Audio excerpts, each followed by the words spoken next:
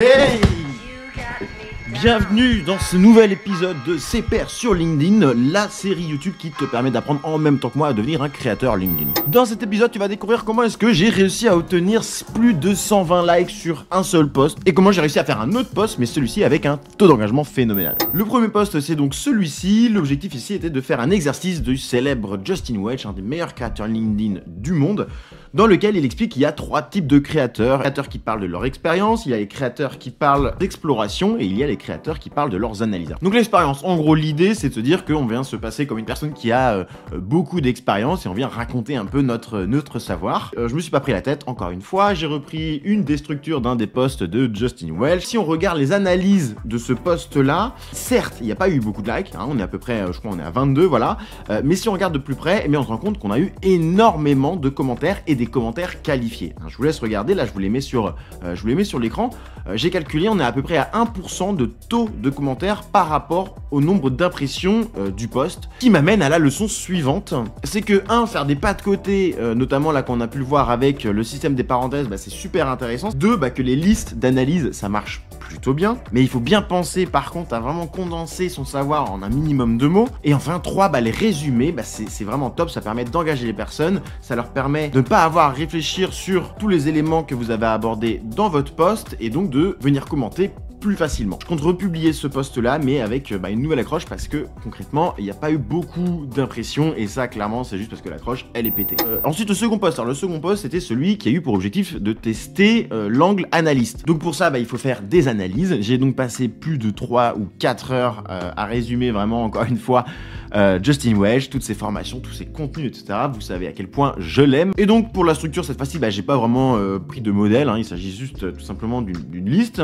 J'ai juste fait en sorte d'essayer que ça soit plus ou moins beau et d'ajouter un résumé qui est à moitié en échelle. Au niveau de l'accroche, j'ai ajouté des chiffres, j'ai ajouté des parenthèses et j'ai ajouté des paradoxes. Enfin, un paradoxe, le fait qu'il fait de l'argent mais qu'il est seul. Et je me suis même permis de rajouter une petite touche d'humour avec la notion de pyjama. Je me suis senti malin sur le moment. À cela, j'ai rajouté de la crédibilité en expliquant qui était Justin et que c'était le meilleur, blablabla. J'avais pas mal d'espoir sur ce post-là parce que j'ai bien passé du temps, parce que mon accroche a respecté un petit peu tous les codes.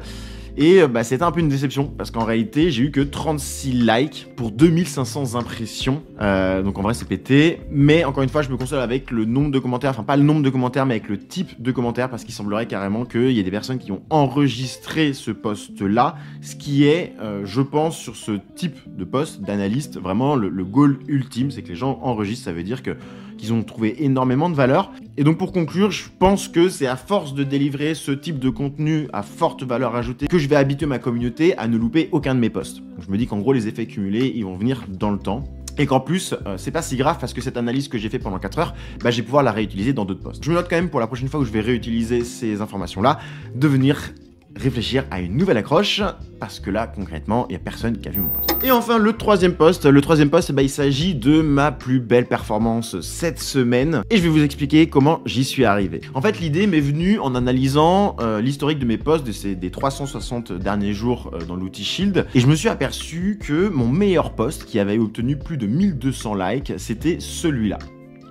Du coup, je me suis demandé comment est-ce que je pouvais le réutiliser, mais en l'adaptant un petit peu à la situation actuelle, afin que je puisse commencer à déceler une sorte de pattern. Alors oui, effectivement, dans un premier temps, il y a l'effet photo, c'est clair, analyser le reste du post, son texte, et effectivement, j'ai détecté qu'il répondait mais totalement aux règles du storytelling.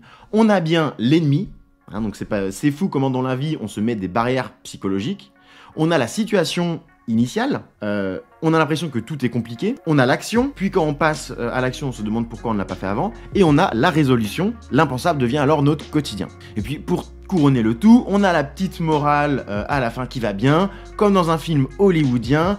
Allez-y, faites-vous confiance, demain il sera trop tard. Et en fait, cette structure de storytelling, elle résonne énormément en moi parce que il y a pas longtemps, j'ai lu le bouquin Nobody Wants to Read Your Shit, qui est un bouquin qui explique un petit peu les règles du storytelling, que ce soit dans le cinéma, dans les romans, mais aussi dans les posts LinkedIn par exemple. Et dans ce bouquin-là, il explique l'importance d'avoir un thème dans chaque histoire que l'on a. Alors qu'est-ce que c'est un thème? Un thème, ça va être une sorte de morale universelle à laquelle n'importe quelle personne peut se reconnaître, quelle que soit l'histoire qu'on aborde. Je te donne des exemples. Par exemple, dans Harry Potter, le thème, c'est l'histoire de la résilience d'un destin qui est tragique. Okay, parce qu'il a ce destin tragique, hein, ses parents sont morts, et il le savait pas, et puis il a tout ce poids sur ses épaules, il sait pas comment faire, et il doit y faire face malgré tout. Dans Germinal de Émile Zola, le thème, c'est l'histoire de la colère qui explose. C'est l'histoire d'un moins que rien qui arrive dans des mines et qui va représenter toute la colère d'une société qui se révolte et qui finit par exploser. Dans Mercredi, la série à succès sur Netflix, le thème, c'est l'acceptation de ses sentiments. Parce que Mercredi, au début, voilà, elle a pas de sentiments, elle a un cœur noir, et puis tout au fur et à mesure de l'histoire, on apprend que elle développe de l'amitié, puis de l'amour, et ainsi de suite. Et enfin, pour mon poste, le thème, c'est quoi? C'est l'histoire de poursuivre ses rêves impossibles. Et donc, en ayant un peu compris tout ça, je me suis dit qu'il fallait que je trouve une histoire à raconter, une sorte d'effet big news à raconter, qui pouvait coller à ce thème, qui est